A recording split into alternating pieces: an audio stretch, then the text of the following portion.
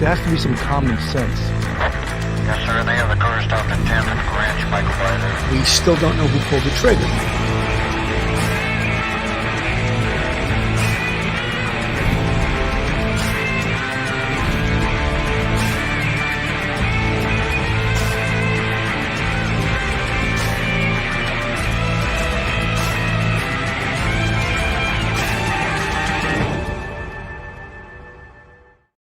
Hello, everyone, and welcome to Police Off the Cuff, Real Crime Stories.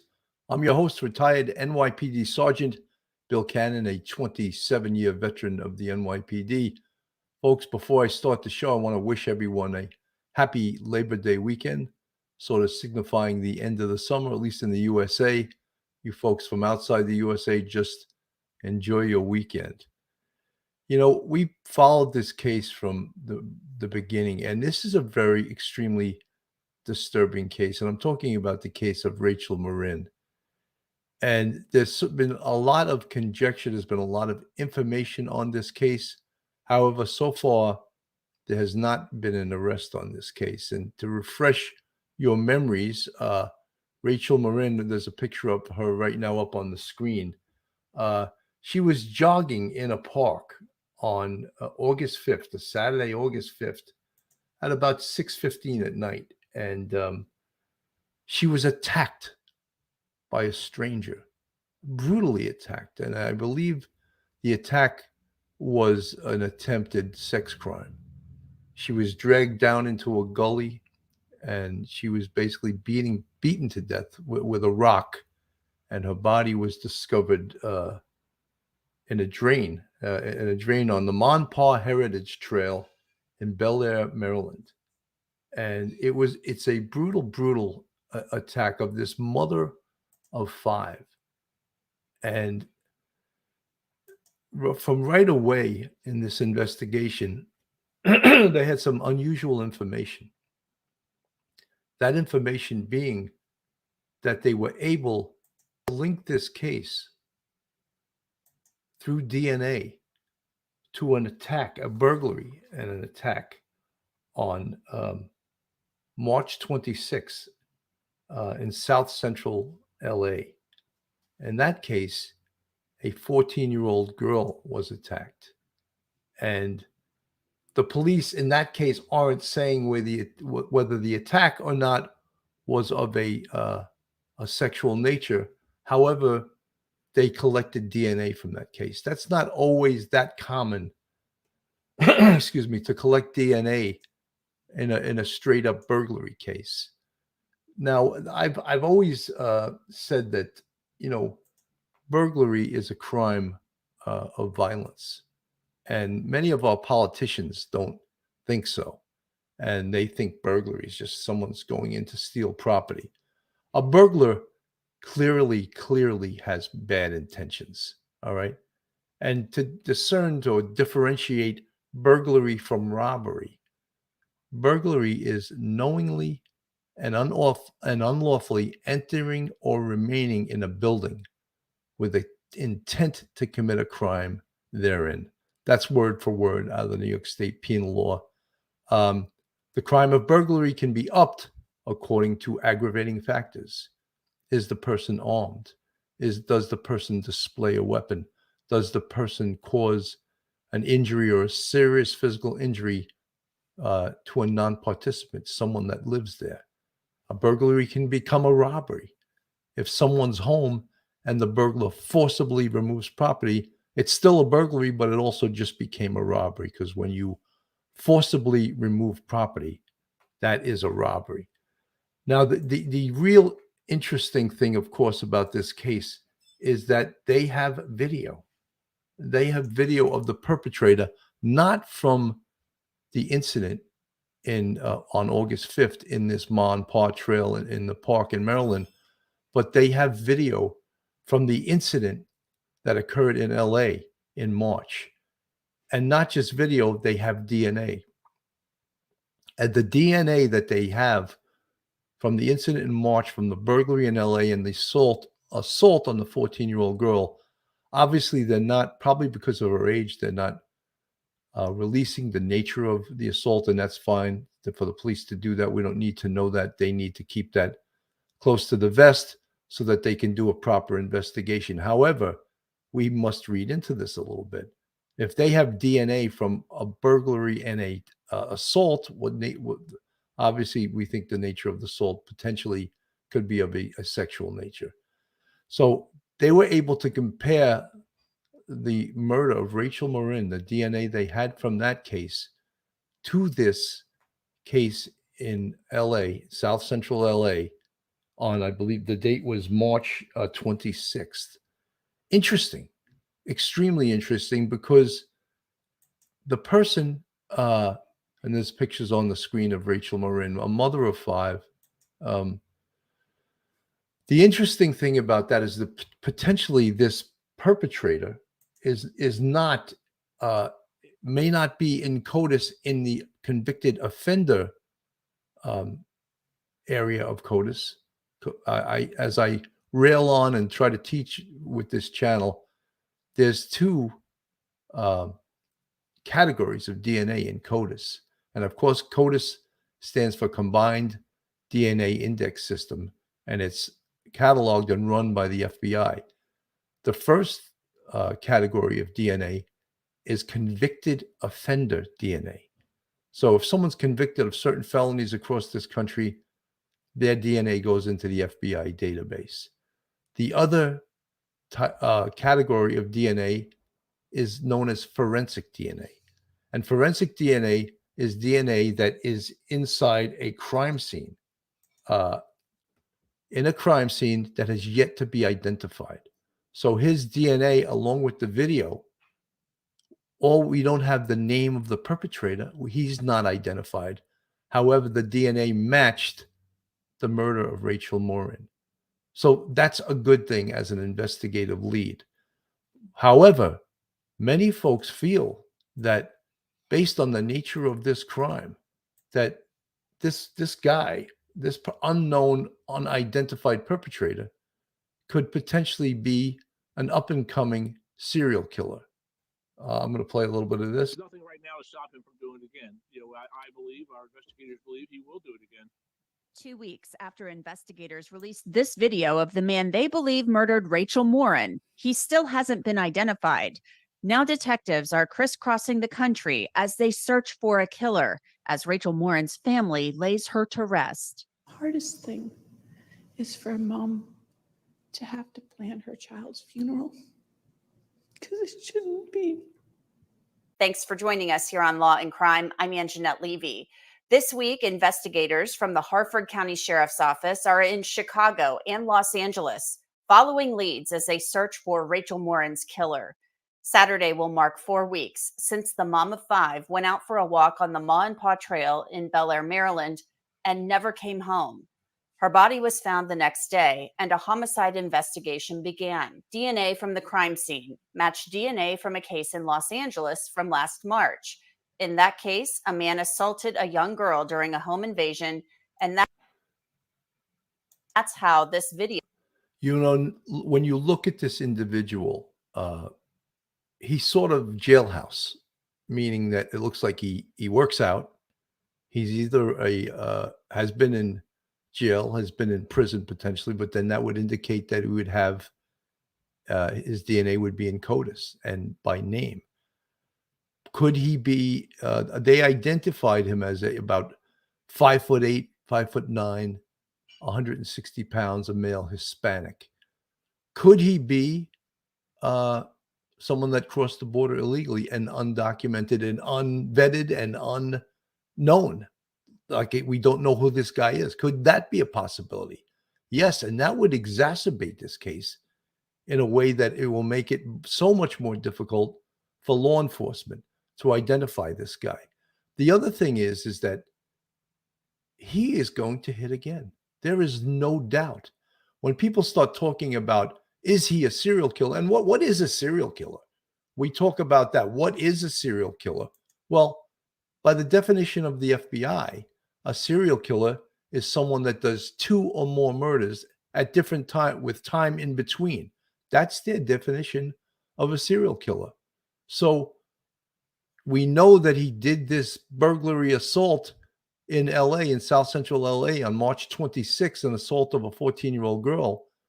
However, we don't know other crimes he may have committed that have yet to be uncovered. And again, that's in a way, the beauty of forensic DNA. Do they have his DNA in other crime scenes? Are they checking this? One of the most important things in this investigation, of course, is tips. TIPS, tips. People calling in that may recognize this guy. What brought the Maryland police to Chicago into LA? Obviously, LA, you should probably start there. That's probably where he lived or lives. This case becomes even that much more difficult because he committed this crime in Maryland, yet they have a case on him from March of 2023, March 26th, that is clearly across the country. So is this a traveling criminal? Obviously, a serial killer that may hit in other places. And to me, based on the attack on Rachel Morin, he's what you would call a disorganized offender. Disorganized, what do I mean? Well, he attacks in a blitz-style fashion. It's a crime of opportunity. Could he have been stalking Rachel Morin? Potentially. Apparently, she was on social media. Apparently, she was on, according to the New York Post, she was on numerous dating sites. But the nature of this attack appears to be that this was random in nature, that this was just this savage patrolling some park looking for a victim. And that is even more disturbing because it puts anyone and everyone at risk from a person like this who is unvetted, unknown. However, we have his DNA. Came to light. I spoke with Harford County Sheriff Jeff Gaylor about the latest in the investigation and why he believes Morin's killer will kill again if he is not caught. Well, since the release on August 17th, where we released the video footage and stills from that video footage, we've had hundreds of tips come in. I think we're somewhere 500 to 600 tips since the investigation began.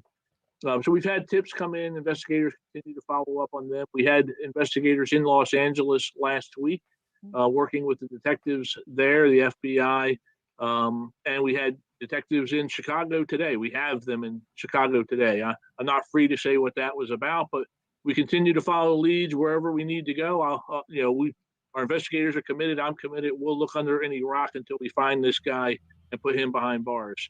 So our investigators continue to work all the leads to come in, but we're still asking for the public support to share that video, to check out the picture. Somebody out there will recognize him and knows who he is. And I regret to say, we have no idea where he is. I mean, he could be here in our community. He could have gone back to Los Angeles, or he could be at any other city or community in our country or in the world. I'm appreciative of the coverage that we're receiving because it's getting seen by so many more people. And we just needed to get in front of the right person who says, I know who that is, and then call us and tell us so that we can. I think that's the terrifying thing about this. You all say the man in the video murdered Rachel Morin and probably did more than that, just from my thinking of what could have happened and what he's accused of doing in Los Angeles. So what is your concern here, other than the fact that, in my mind, he seems to have escalated his level of violence, going from a home invasion, assaulting a child, to now you're saying accused of murdering. Guys, I just want to stop Antoinette Levy there. And she's great. I think she's a very good reporter. And I think we're sort of being trained a little bit to think of a home invasion, like the media and our stupid politicians. When they try to talk like burglary is not a violent crime, it's very disturbing to me. And obviously a home invasion, whoever does a home invasion has decided that they don't care if someone's home. They're going to go into someone's home, and if they need to kill that person to take their property or do whatever they want to do, if their motivation is a sex crime, they're going to do it. So these politicians that try to downgrade burglaries to say, oh, it's a property crime, They are the most foolish people on this earth. And a case like this really infuriates me because it just shows the cluelessness of our politicians when they call burglaries. And again, this burglary, and we don't know what occurred. We know a 14-year-old girl was assaulted. What was the nature of that assault? We don't know because the police don't want us to know right now, and that's fine. However, that is the lead. The DNA left at that crime scene is the lead that we have, that we know that the same guy killed Rachel Morin. And so you see the progression of this, the progression of some savage does a home invasion, and then across the country, he commits a murder. So, something, when politicians say that a burglary is a property crime, you repeat what I just said. The stupidity of that is just beyond belief. And it really infuriates me because they're doing it in all states across this country. And this is the result of it. The result is some young woman with 5 children walking or jogging in a park at 6:30 in the evening gets killed by this predator, this savage. A woman on a running trail, somebody he didn't even know. So But who we assume he does not know. We don't know for sure that they haven't crossed paths somewhere, that this was not targeted. It could have been targeted. It could be completely random. From everyone we've interviewed around Rachel, no one reports as knowing him as an acquaintance or anything. So that certainly leads us more in the direction that it was just a crime of opportunity, that it was random. And yeah, my concern is that, and I've said the same thing, he seems to have escalated. He's gone from a home invasion and assault against a juvenile female to a homicide here in our county. And there's nothing right now to stop him from doing it again. I believe, our investigators believe, he will do it again. And I've said I wake up in the morning concerned that somewhere between Los Angeles and Maryland, there may be another homicide out there that just hasn't had the DNA hit yet that will eventually tie back to him. So until we get him into custody, there is no community that is safe that he could find himself waking up in and deciding to do something horrific like he did in this case. the escalation in violence, though, is terrifying. And if he indeed did not know her, if this was indeed a crime of opportunity and a random attack, there's nothing to stop him from doing this the next time the urge hits him or whatever. Absolutely. As long as he's a free man and not behind bars where he needs to be, there is nothing that prevents him today, tomorrow, from carrying out another attack. He could be out there planning it. I pray that's not the case, but Folks, an interesting thing, and someone just, I think Pauline Buckles in the chat mentioned it. How does he get around? Does he have a car? It would seemingly, he in the LA home invasion, March 26, 2023. How did he get there? Obviously, we see the video of him leaving the house. He doesn't appear that he took anything. What was his motivation?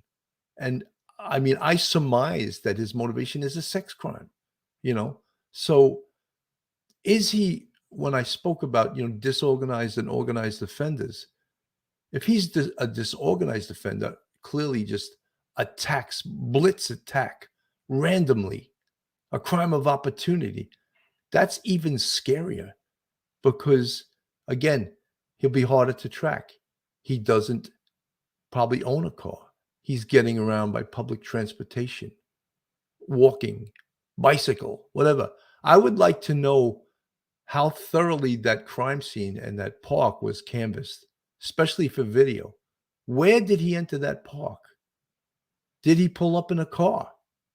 We got to extend that canvas outside to see routes en route and routes escaping from the crime scene. How did he get out of that park after the crime? All of those things have to be looked at. Don't overlook the crime scene at all. You got to keep canvassing. Canvass the escape routes. See if he threw anything or discarded anything. There's still a crime. There's still a science of fingerprints, and potentially, he's not in CODIS. We know that, right? But Could he have been fingerprinted for entering this country? Could he have been fingerprinted for a misdemeanor crime? So you have to canvass the entry of the crime scene and the exit. An extensive canvass. Get all your recruits from the academy. Go over that damn park like a fine-tooth comb. That's what you're going to need. And of course, video canvas. I would canvass all the shelters, showing his picture to people. And look, I may be repeating things that the police have already done, but this case takes on so much more importance when we found out that he did a home invasion in March against a 14-year-old girl. And now this DNA matches the homicide, the murder of Rachel Morin. So I think we really have to just pick this investigation up. And I'm sure they are. I'm not criticizing the police. The other law enforcement entity we have to get involved again is the FBI. Get the FBI in here. Get their resources in here. Get their power to be in any state in the union, right? That they have offices in every state in this union. Get their budget, of course. Get their, as I said, their resources in. And the other thing is the Fugitive Enforcement Division. Amazing, amazing unit. And they have them in all cities. They have them, they work jointly with the NYPD. And I'm sure they work jointly with the Maryland police also. Get them involved. They are unbelievable in looking for perps. They're the people, it's their business to capture perps. And there's no one better at it. You know, I don't want to hear the name dog. If I hear the name dog another time, I'm going to take a bite out of my hat. No, we have professional law enforcement. They're called fugitive enforcement. They're called the FBI. They're called the Maryland police, you know. So let's get the professionals on this case and let's kick it up as high as we can. And of course, let's keep this case in the public eye because we got to keep getting tips on this case. We won't know that until we have him secured in a jail where he needs to be forever, in my opinion. Rachel Morin's case is the only other case where DNA has matched the LA case. Maryland has some restrictions on when investigators can use genetic genealogy in cases. I asked Sheriff Gaylor if his detectives have considered going that route, since the FBI does that work and is assisting with the investigation. Well, Maryland has a lot of restrictions and not the most public safety, police-oriented it's more pro-criminal, the legislature here. That's a whole discussion for another day. But I will say those avenues are available to us working with our partners, and we haven't released. Folks, can you imagine that? Here's the chief of the Maryland police saying that the state legislature is more pro-perp than they are law enforcement. That's sort of disgraceful, isn't it? New York's the same way.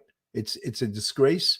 And when cases like this happen, you'd love to bring all the city council members up and shine a spotlight on their incompetence. Any of the investigative efforts that are moving forward, other than to say we're following up. So I'm familiar with that, and every investigative effort that we possibly can do is being done. A beloved daughter and mother and friend. Rachel Morin's family and friends gathered for her funeral last weekend. Her mother, Patty, speaking of the pain of losing her daughter. I have been trying for weeks to think about memories of Rachel that I can share because I knew this time was coming. And I have to be honest, my heart and my mind won't let me go there because it's too painful. Patty Morin talked about the outpouring of support her family has received following Rachel's murder, including a walk where 2,000 people came out to remember her at the Ma and Pa Trail. We had hundreds of people come up to me and to the other family members and hug them and say, you know, I knew Rachel, or my daughter knew Rachel, or I didn't know Rachel, but I knew who she was.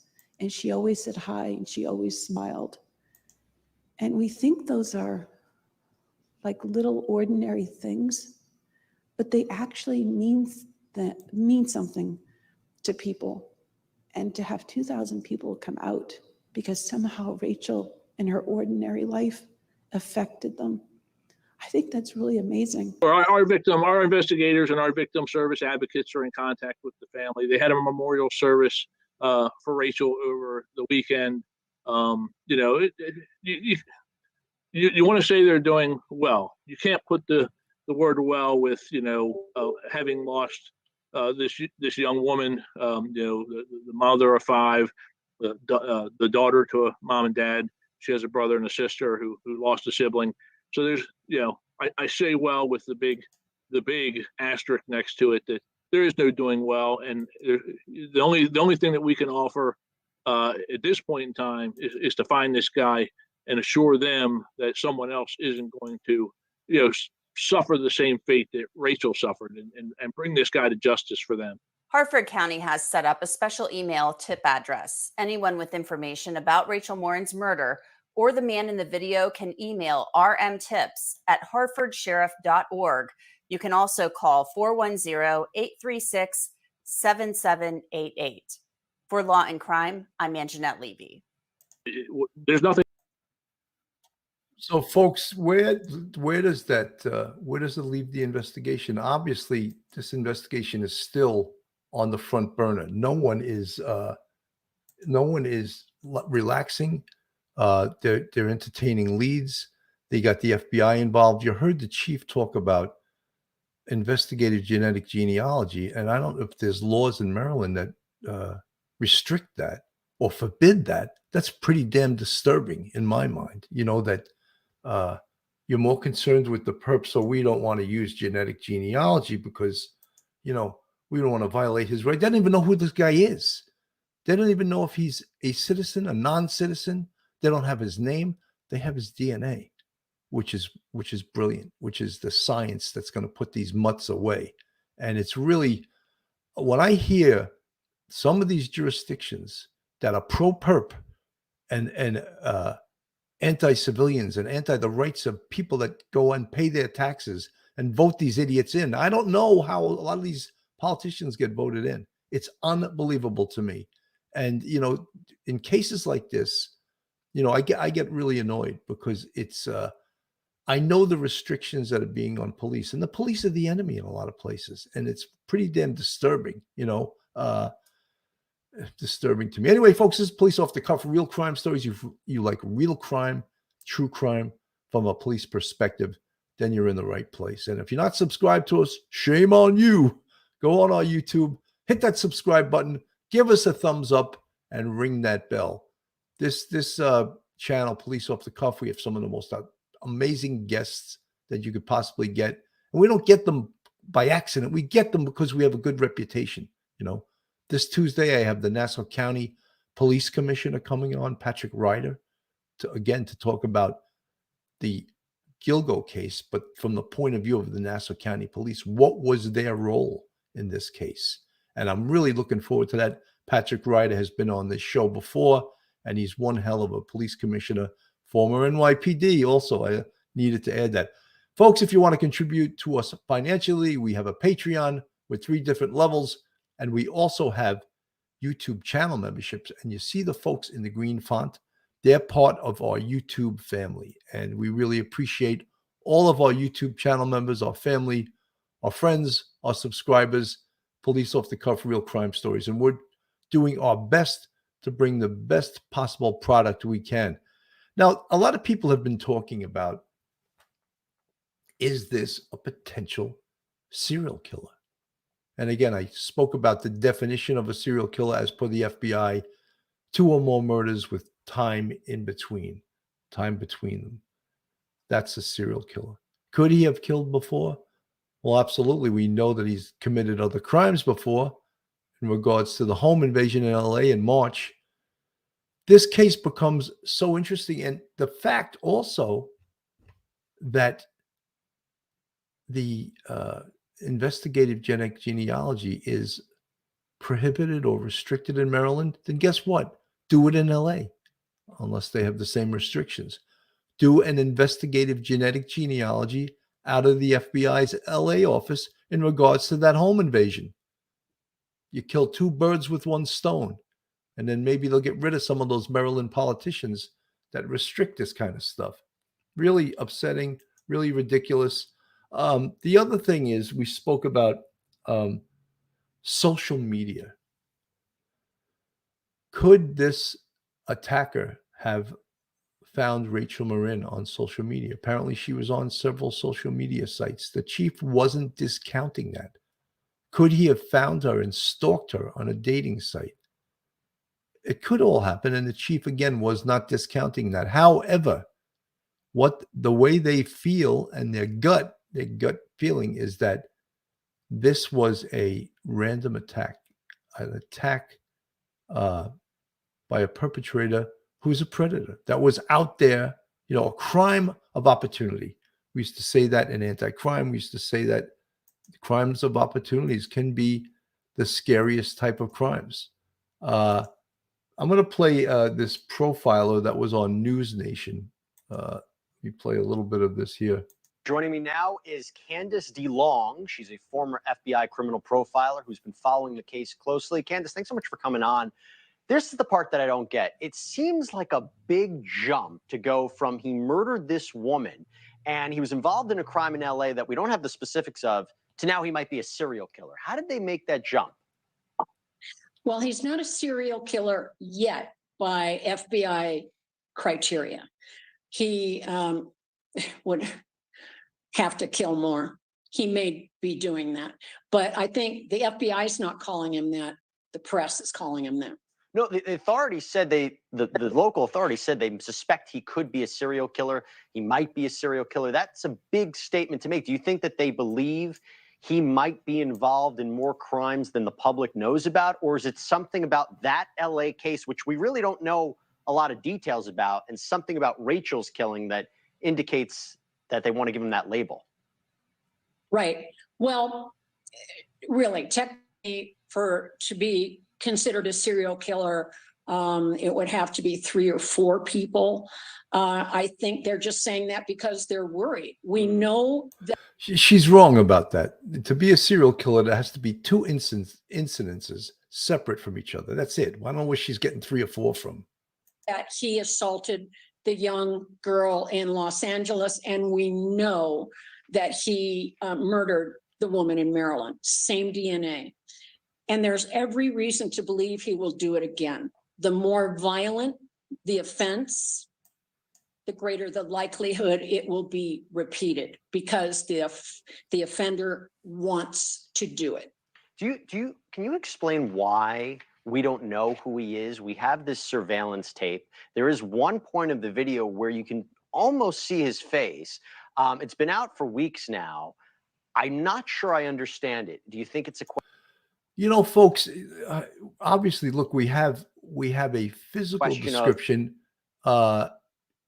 They predicted probably by measuring actual sites on there, like the door, the height of the door, where his head came up to. And they were saying initially he was 5'9", 160 to 170 pounds, and approximately 25 to 30 years old. That's a pretty damn good description. And they said he was a male Hispanic. However, and look at his haircut. That's a sort of a unique haircut. But that people know this guy. And when you see a video, you see someone walking, it's not just their physical description, it's their gait. G-A-I-T, their gait, how they walk, how they move. No one can positively identify him. No one wants to come forward. And again, we don't know the circumstances of the LA case. It's very vague. Maybe whoever was involved, because that door closes by itself. Perhaps the victim there couldn't identify who this person was. That door did not close by itself. In other video, you could see as he leaves, the victim's arm closing the door. And she was probably terrified, but it's not apparent in this video. But I've seen other videos of this case, and the victim clearly shuts the door as he leaves. What can you I can only surmise. Are you surprised that this is a sexual assault? Why is he leaving the house half dressed? No shirt on. He's got no shoes on. Carrying the rest of his clothes in his left arm. To me, that screams of this was a sexual assault. However, the police in LA are not saying that because they don't want it out there. And I don't blame them. The victim is a 14-year-old girl in this. However, the DNA left on that scene is the DNA and the evidence that's going to solve this case. He hasn't been caught or identified? I'm not surprised he hasn't been caught. But in terms of identification, it's not unusual for people to be fearful of coming forward. Look, hundreds of thousands of people, millions of people now have seen this video. Someone might know him and be terrified. Yeah, and So that's why they're not coming forward. what about the fact that we don't know a lot of things about LA? Authorities haven't shed a lot of information out, that they haven't even shed about what exactly the cause of death is of Rachel Morin. We don't know exactly how she died. Why do you think they're being tight-lipped about it? Well, when they eventually develop a suspect, this guy that you have the video of, they are going to be able to verify whether or not he is the one based on descriptions that he has of what he did. So they're holding their cards close to their chest, and that's a good thing to do. Look, folks, one of the reasons the police aren't putting everything out there is because when they capture this guy, and this guy will get caught, all right, hopefully sooner than later. They want to interview him, interrogate him. They want to get a statement. They want him to confess to what he did. And he will know what he did, and they will have physical evidence that tells them what he did. So they want that confirmed through a confession. There's nothing like a confession in the interview and interrogation in the investigative world. And when someone confesses, it helps the case become super solid. And that's why they're holding back information. The public doesn't need to know everything. However, I believe there was a witness that said Rachel Morin, her head was bashed in with a rock, based on the fact that it was left at the scene, a bloody rock, and the condition of her head. Now, do we even need to know that? No. But apparently a witness that was canvassing the park in search for her found her. And that's why we even know that bit of information. So the police didn't put that out there. So wouldn't it be good when they capture this savage that they can interview him and find out what instrument he used and see if it matches and of what they actually know? And he may get arrested and lawyer right up. That's a possibility too. And real quick, the dating apps, there's reporting that Rachel Morin might have been on dating apps before this. How do you think investigators are looking at that aspect of the case? Well, what they're doing now is called a victimology. They're learning everything they possibly can about Rachel's life. And that would include any and all social media contact, dating sites, that kind of thing. Dating sites and social media provide what I call happy hunting ground for sex offenders and serial killers. They can go through them and see who they like, who appeals to them. And a lot of them are skilled enough to know they can look at the background. Let's say somebody has a picture with friends on a hiking trail. Yeah. They can look at the background and figure out where it is, and therefore where the victim is. Have to be careful what you post on social media or online. I'll tell you one thing, it's a good thing we're keeping this in the news, because hopefully someone will see this and be able to provide a little bit more information to law enforcement. Candace DeLong, thank you so much. Appreciate it. So folks, then as she said, as Candace DeLong said there, an FBI profiler, why haven't we caught this guy yet? And I think that, and I'll be so bold as to say this, that the public is spoiled with how good the police actually are. Really, in most cases, the cases are solved rather quickly, but it's not always the case. And you might think with this case, wait a minute, we have DNA that connects to another crime scene. Why? How come they haven't caught him yet? In my opinion, and I'm absolutely no profiler, that LA may be his home city.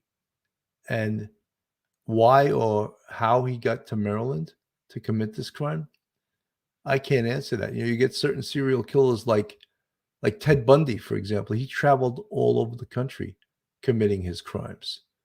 Could that be the possibility with this? How is this guy then, if he is traveling all over the country, how's he making money? Does he have a job? Is he maybe a laborer? Look, he was buff, right? He looks like he works out, or maybe he just works labor that makes him buff like that. He has to support himself some way, right? So all of those things are leads that we're going to look at. And as I said, does he have a car? Does he have a car? Did he get to that location by car? Which then we should have some video of the car, of him getting out of the car, him pulling up. If this park in Maryland has as much video as most parks across this country now have, every place these days has video all over the place. Teresa is saying, could he be a truck driver? It could be anything. Absolutely, Teresa. Yeah, he could be a truck driver. However, truck driving can be a sort of a sedentary job. You're sitting on your butt for 10 or 12 hours. And a lot of truck drivers, because of the nature of that work and the long hours they work, they don't get to work out, most of them, because they're exhausted from their job. So I would say he's probably not a truck driver. If he does work in something, it could be labor or construction, or maybe he's just committing crimes to get money or selling drugs, and on the side he's a sex offender, a serial killer. All those things are possibilities. And is it frustrating to law enforcement, to everyone involved here, that he hasn't been caught yet? Yeah, you bet. No one wants to capture this guy more than law enforcement. And again, they're pulling out all stops. They're trying to get this guy. As you saw earlier on in the broadcast, the detectives have been to LA and they've been to Chicago. LA, of course, is obvious. They have the DNA. They have that other crime scene. If I were the detectives from Maryland, I would, of course, want to in-depth interview that 14-year-old girl, the victim. And I know it's traumatic and she's already been traumatized, but guess what? We have a potential serial killer out there. I would be all over interviewing that 14-year-old girl. I want to know everything about that case. Is there any potentiality that perhaps the LA police didn't do as much on this case because initially it was a burglary / home invasion? We don't know, potentially sexual assault. Could there be more now that they'll do now because they know that this perpetrator committed a murder? That's a distinct possibility. And I think that you have to relook at those cases. Relook at that case in LA. And as I said, re-interview the girl. Look at, how about from that date, more video. Did that perp get into a car? Did that perp walk up the block? Where did he go after that? An extensive, and it may be too late to do that. A lot of the video could be gone because this happened March 26th of 2023. But now that this case is so much more important because it's a homicide. Well, it was important to begin with, a 14-year-old girl. But now it takes greater immediacy that this guy's now committed a murder. And he could be, as many people are saying, a potential serial killer. We'll learn that soon. Sheriff Gaylor says, he will kill again. He will kill again if we don't catch him, and he could end up becoming a serial killer. This is what Sheriff Gaylor added. I have no doubt in my mind, if he's not apprehended, he will become a serial killer because he will do this again. This being the murder of Rachel Morin. They released video on August 17th of the person they believe killed Rachel. And they know that because the DNA at Rachel's murder scene matches the DNA at a home invasion in Los Angeles. And this was the home invasion. This is him leaving. Take a good look. I can't show this enough. Take a good look at the way he walks, the gait, the shape. Where was he walking to? Was he walking to his car, or was he simply just walking away to an escape route? It would seem that he must have pulled up there in a car. He's taking his sweet time walking away from there. He's not in any hurry whatsoever. Shape of his jeans, the shape of his feet, the shape of his shoulders, the haircut that he had on August 17th. He also, if you notice, is wearing a chain around his neck. Let me go back a little bit and you could see it. The shape of his shoulders, the haircut. There you go. You see, I don't know if you could see it now, but he's got a gold chain around his neck. So that's something, could be another identifier that he had on August 17th. That's the guy. That's the killer right there. Still trying to find him, though. We don't know who he is. 5'9", 2. This is the first I've ever seen. They said initially he was 5'9", 160. Now, this is the first I've ever seen he's 230. All of a sudden, he gained 70 pounds from the 160. I don't see that guy as weighing 230. I don't know where the hell that came from. 230 pounds, 20 to 30 pounds, likely Hispanic. That is all we know so far. Could be local to California, could be local to Maryland, may have committed crimes in other states. Investigators from Maryland have gone to California and are sharing. You know, if you're, I don't want to belabor this, but if you're 5'9" and 230, you're fat, unless you're a bodybuilder, and you could see he's in shape. So there's no way on earth that guy weighs 230. I don't know where that came from. It's a little disturbing because you want it accurately out there, the height and weight. Information between those jurisdictions. There's a $10,000 reward now that they released on Thursday last. I believe that a reward now is up to $50,000. So if potentially anyone knows this guy, that should motivate someone that they could get $50,000 if they give the tip that leads to his arrest and conviction. Last week, sheriff says we're one tip away from catching him. One tip away, could be you. I'm joined now exclusively by Rachel Morin's sister, Rebecca Morin, and the family's attorney, Randolph Rice. Rebecca, thank you so much for being with us tonight. First and foremost, I am so sorry for your loss. I'm so sorry for what you and your family have had to go through. Have the police shared? You know, folks, it's just like sometimes you get a little, when you watch TV and they talk about how sorry they are and everything. It's a good thing that the family is keeping this alive and keeping this information out there. And it gets a little macabre that the TV station is sort of sometimes, and not just this station, but they sensationalize it. But this is an important case. And the only way to shine the light on it is to keep it out there, keep it in the media, keep the tips coming in. And that's for sure. Anything with you? Have they told you anything that sounds promising? Nothing more than what everybody else already knows. We're just waiting for that one person to come forward and say they recognize him. But so far, nobody has done that I know of. And is this extraordinarily frustrating? Do you feel you're getting everything you need from the investigators? You know, Lynn, GMB, great point. Great, outstanding point. And I'll slap myself for not thinking that myself. Why is there no police sketch from LA? That's brilliant. You're right. Why is there not one? Because the victim, the female 14-year-old, saw his face. You're right. Match a face to this this video. And then you got the front because we don't see his face. But match his face to this video. Brilliant idea. You're absolutely 100% right. Why is there no sketch? Beautiful. Thank you so much. I can't really answer because, you know, like I said, I mean, there's only so much they can do. Somebody needs to come forward. Somebody has to say something. Sorry. I understand. Well, we'll show the pictures again. That's the man that they're looking for. If you're watching right now, take a very close look at everything about him, the way he walks. Sometimes it's the way a suspect walks that is the tip. That's called gait, folks. Your gait, we all have a gait, the way we walk, you know, a specific way we walk.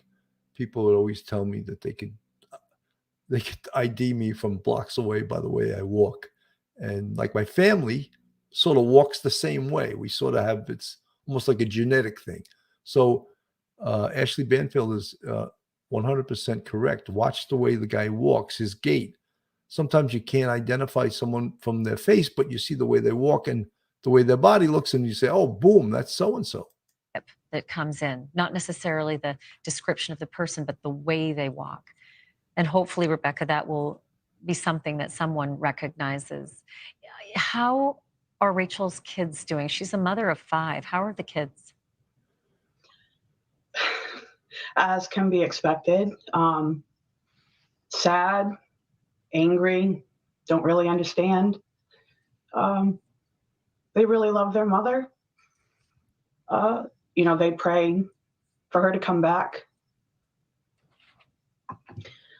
So it's been really hard on all of them. What have you been able to share with them? What have you told them? They know that she's gone. We haven't given them any details, except for the older ones. We plan on keeping like that for a little while till they're old enough to understand, and hopefully it won't be too much longer before they have the person that did this. That is what we want the most, because like the sheriff said, this guy is going to do it again. It could be your sister, your mother, your daughter, and that's what people don't get. I don't understand why no one's come forward. To me, it's obvious that somebody recognizes this guy. They have to. It's like I could see him move and know, if this was somebody I knew, I would know who it was. So I'm really hoping that somebody comes forward soon. Somebody is brave enough to do that, to do what's right. We'll continue to. Guys, some of you folks in the chat are actually coming up with great questions. What about the video? Again, I mentioned it before. Once he walked off from the house into the street, wasn't there also video there? If there is, the police are keeping that close to the vest. And if there is, maybe they didn't think it was important enough back in March to collect that, because he was a home invader. And I would think in March, it was probably a sex crime was committed. But he was a home invader and not at that point a murderer. There's no doubt in my mind that the Maryland police specifically went to LA, perhaps on some tips, but also to interview that 14-year-old girl. So many things about that are so important. Like some of the folks said in the chat, did he talk? What did he say? Did he have an accent? How did he speak? How did he look? What did he say? All of those things are so, so important in creating a profile of this guy. I mean, they have everything almost now. They have his height, his weight, his description, that he's a male Hispanic, except they don't have his name. And they don't have him under arrest right now, which is what we all want. To show the pictures that the sheriffs released of him leaving the scene of that home invasion where a young girl was assaulted. And as we show the pictures, just remember, just look at every part of it, every detail, the small of his back, the curve of his shoulders, the slouch that he has, that haircut from August 17th. Again, that's a haircut from a couple of weeks ago. That could have grown in by now. The tightness of his jeans, that's a style that some people wear and a lot of other people don't wear. Everything about that, holding the clothing that he's walking out of the house. Rebecca, who's looking after Rachel's kids? They are with their fathers. So they're well looked after at this time, and you're able to see them, and they're able to get the counseling they need? Yes. Randolph, can I ask you about the evidence? As a lawyer, you understand how difficult it is for police, A, to process evidence, then B, to share it publicly before you have an actual trial in process, right? You don't want to jeopardize any kind of possible criminal procedure down the line if they can catch this person. But at the same time, folks, if you watch this video as it's playing, as Ashley Banfield is talking, you could see the door is shut by someone. And there was a video I saw, you could actually see the arms closing, pushing against the door. But you could see how quickly once he walks away, this door closes. Curious about genealogy. If you have DNA, there is a remarkable way to trace people who aren't in CODIS, people who haven't maybe committed crimes that are on the record before. Maybe they've committed them, they just haven't been caught and processed before. Right. But there's genealogy. It's how we caught the Golden State Killer. It's how so many killers are caught these days. Do you know if that's the avenue that authorities are using? Well, first off, let me just thank you for having both of us on. This is really important because the more that this story is out there, the more people see that video, that hopefully somebody sees and recognizes this individual. And going to the evidence, yes, this is something that I'm sure the state police and the FBI, they're going to use that DNA evidence. They're going to check it with other databases. You know, we've had conversations about 23andMe or maybe using an Ancestry.com type of thing where they go and try to find. Folks, don't forget that from DNA, they can determine the person's ethnicity, their race, where they're from. All of that they can determine from the DNA. So none of that's going to be a secret. The only thing that's a secret right now is knowing this mutt's name. Your relative that has some sort of associated DNA, and hopefully that gives the investigators a link that will lead them to this individual. Yeah, and even the companies that don't subscribe to the police being able to access all their databases, they do give their customers the option to check a box to say, do you want to be part of a pool that can search, search for potential criminality? And there are other bodies of information available as well. It's how they can do it. It's how they can do this regularly now using genealogy. And Rebecca, I hope that that is something that they end up using, because it's remarkable how extensive it can be all over the world. So it really can help catch people. I do. You know, folks, one of the things we heard, though, from the chief was that in Maryland, they're precluded from using a lot of the investigative genetic genealogy because of politicians that are more for perps than they are for police. So as I suggested before, perhaps they could do the investigative genealogy to get him identified from the case in LA, in South Central LA. And that would be the solution to that. Carson C., thank you so much for the $20 super sticker. Great job. Well, thank you so much for your support. Folks, this Police Off the Cuff, real crime stories. Again, if you like real crime, true crime from a police perspective, you're in the right place. And this is one of those horrific cases that we cover every year. And, you know, I always mention the case of Eliza Fletcher, a mom who was jogging at 4:30 in the morning in Memphis last year. And she was kidnapped off the street, attempted sex crime. And she fought so hard that the guy shot her and killed her. She fought for her life that hard. And these cases stay with you. I'm not on the police department anymore, but these are the kind of cases that I remember. And when I think back on the year in review, they're horrific. And this surely is going to become one of them. Folks, if you're looking for a great attorney in the New York City metropolitan area, then Joe Murray is your man. Joe's a retired NYPD member of the service, and he's a fantastic defense attorney. You can reach Joe at 718-514-3855.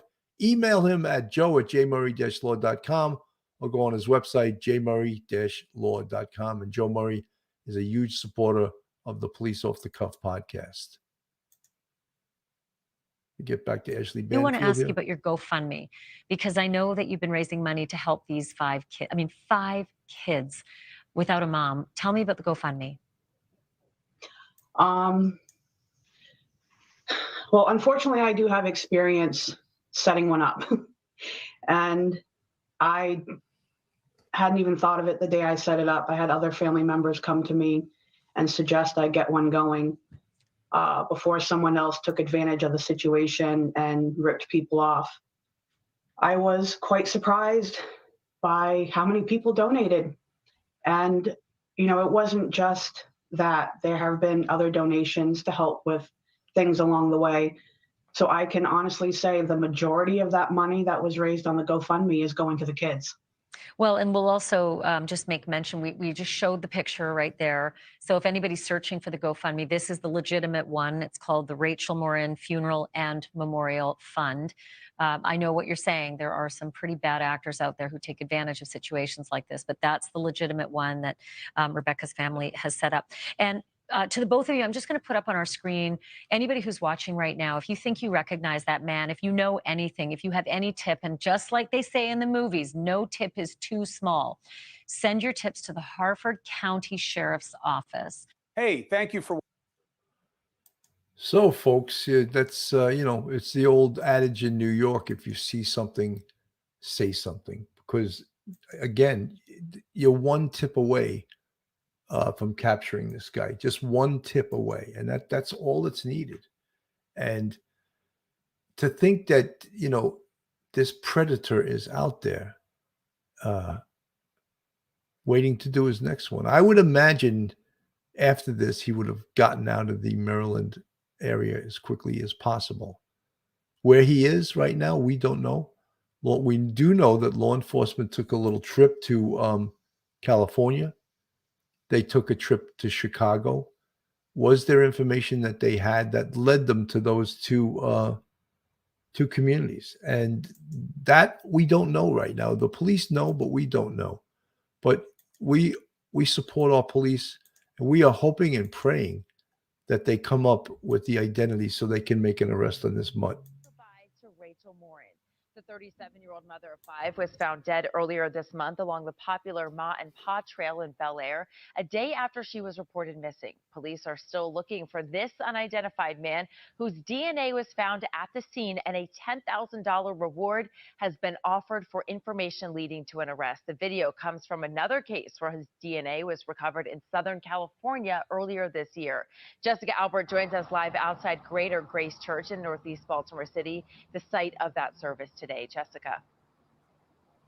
Hey, Kelsey, we learned from the Morin family attorney that Rachel was very active at this church and that the church means a lot to the Morin family. The ceremony today lasted about an hour, and we heard from Rachel's pastor as well as her mother. Celebrating Rachel Morin's life. The hardest thing is for a mom to have to plan her child's funeral. Family and friends gathered at Greater Grace Church in Baltimore to remember the 37-year-old mother of 5. Morin's mother gave an emotional speech about the loss of her daughter. But I know that the God that we believe in and the God that Rachel believed in was there holding her and comforting her. Morin was first reported missing after going for a walk on the Ma and Pa Trail in Bel Air on August 5th. Her body was discovered the next day. Despite her murder gaining international attention, it still remains unsolved. Her loved ones have been gathering to honor Rachel since her murder. They held a private funeral for her earlier this month and also held a walk along the trail last week. She was a devoted mother. She made sure that she took care of her kids, that she took care of herself. She was part of the church, that was a big part of her life. Again, investigators are trying to identify the suspect that is wanted in connection with Rachel Morin's murder. There is a $10,000 reward for information leading to an arrest and a conviction for people who have tips on who that man might be. Well, folks, I want to keep this case alive, as does everyone. I want to keep it in the public eye, and that's one of the reasons I covered it this morning. Seems like we've been just covering Gilgo and, of course, Brian Koberger case, and this case is extremely important. It entails a lot of different things in law enforcement in regards to evidence and DNA and investigation and all those things that bring together the art and the science investigation. Guys, I want everyone to have a wonderful Labor Day weekend. And thank you for tuning in this morning. I'm Bill Cannon from Police Off the Cuff, Real Crime Stories. Have a great weekend. One episode just ain't enough.